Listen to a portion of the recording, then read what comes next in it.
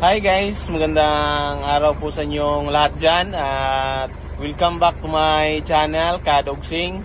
Ngayon guys, pupunta po kami ngayon sa New Corellia, sa lungsod kung saan nasasakop yung ating lugar. Doon kasi natin kukunin yung ating siho, ducklings.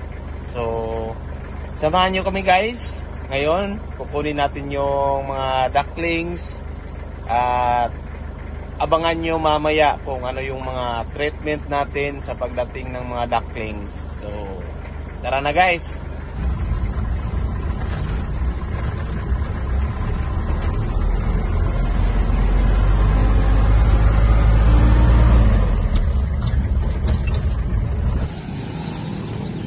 Ayan na po guys. Ito yung mga lalaki, color black. At ito yung mga babae. 100 pieces po ito guys na ducklings. Ayan. Binibilang po natin guys para sure yung ating heads.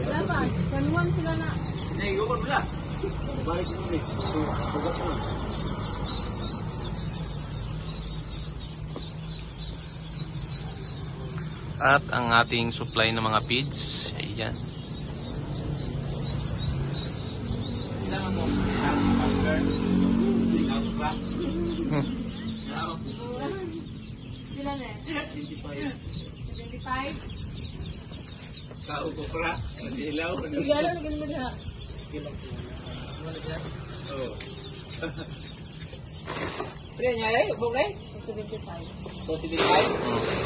Dahil pa para 100. Ay, wala ka ni kapo 200 siguro ba? Ano naman? So na kaning 20 re. Sobra na ni. Oh. Murag ka to lagi to sobra. Ah, sige. Dili, 300 lang ikuha tong Other seconds. Guyog man, okay ron eh. Ay, naman ikaw anak ng cellphone, no?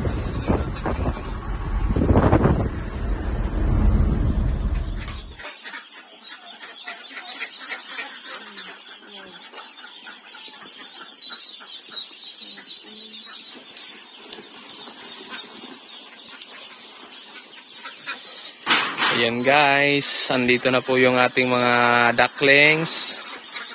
At nilagay na natin sila sa ating brooder. Yan, ganito po sila kadami sa isang brooder. Ang luwag-luwag pa po guys kasi nga mga maliliit pa sila. Pero after 1 week, 2 weeks, dyan na po natin makikita na masikip na talaga sila sa ganitong kalaking brooder. Ayan. Ayan guys, natutulog po yung iba. So ayan, si Farm Girl ang ating artista ngayon guys. Kasi tayo yung taga-video. Naka-relax na po sila ng 30 minutes at maghalo na po tayo ng electrolytes. Ang nabili pala namin guys, electrolytes with multivitamins. So ayan po. Tinitimpla na natin sa 4 na litro na tubig. So, relax na po sila guys. Ayan.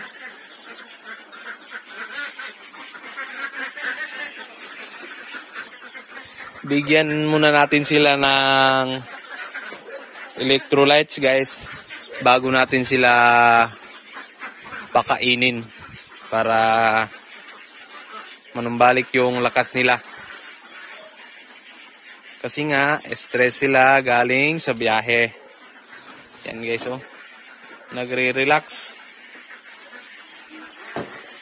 Abangan nyo guys ang ating mga susunod pang mga video na i-upload.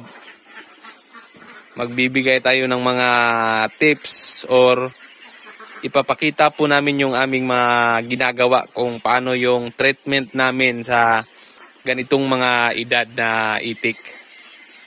So ayan, at si Farm Girl ang taga-timpla. meron tayong 8 na tube brooder natin guys.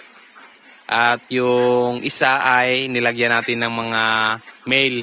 So sa 270 ducklings, dito na natin nilagay sa 7 brooder natin. At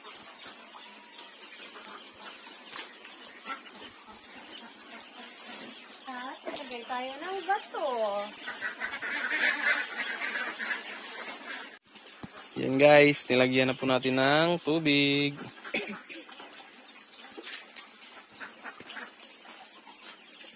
Inom na kayo dyan. Inom.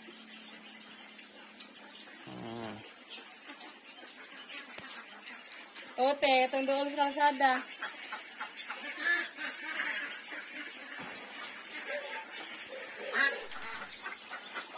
Kain ng mga batiktik para hindi magutom. Mga 9 na sila nakakain ngayong araw na ito guys.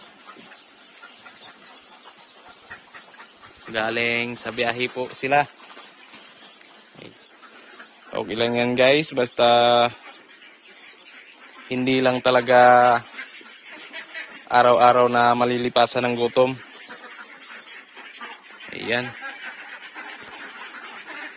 Ayan guys, unang gabi nila dito sa ating brooder kagabi. Ayan na po sila. At meron po tayong nalagas guys na isa na female. Ayan guys, payat guys. Ang indicator po natin guys na hindi healthy ang ducklings nating nabili, na kapain nyo po ditong likod nila. Kapain nyo po. Ganyan. Yan po yung ating indicator dito.